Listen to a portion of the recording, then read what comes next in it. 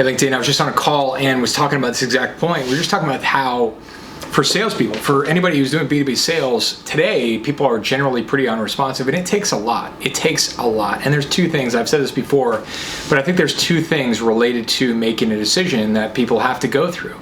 This is from literally doing thousands of sales and being involved in sales and different things like that. I've noticed there's two things. One is understanding, right? If they don't understand, they can't decide. And two is confidence. If they're not confident, they won't decide. And when you look at those two things, you have to sort of unlock both of those things in order to get a decision. And it takes more than one thing. And I think that even with very large companies, we deal with some very, very large companies, but in many cases, the assets and the things that the sales team has or is using is insufficient. They really don't have enough content. And if you look at any influencer or anything that you watch online, you'll notice the staggering amount of content. And it is staggering. It's a massive amount, and it is a big undertaking. A lot is needed.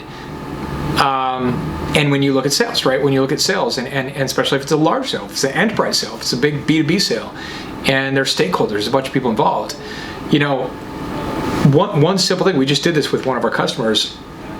We created a whole series of, case studies, all sorts of use cases and case studies, not just one, but like 10, 20, and more of them of like very high profile customers. And when you think about that from anybody who's having to deal with, B2B marketing, B2B sales, it's fantastic because you can, you can keep sending, you can keep putting those things in front of the prospect, right?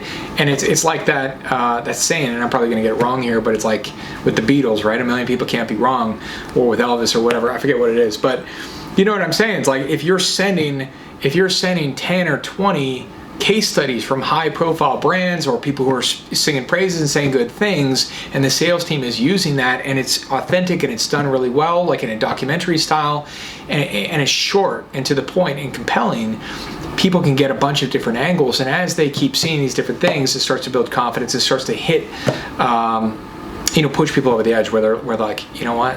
Yeah, this makes sense. I know I'm certainly that way. And it's one of the reasons why when you go to Amazon, you find the product you like, and then the very next thing that you do is you go to the reviews. And then you read 10 or 20 reviews or whatever. You're buying a pair of shoes.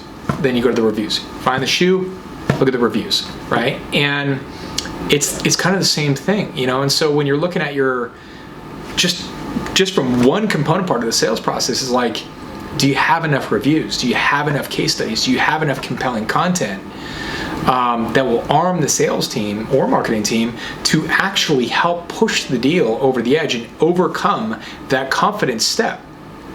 And then from the understanding step, do you have enough content that actually educates the audience? I just saw something today. I saw a landing page. It was really well done. It was a landing page with content, with an educational video.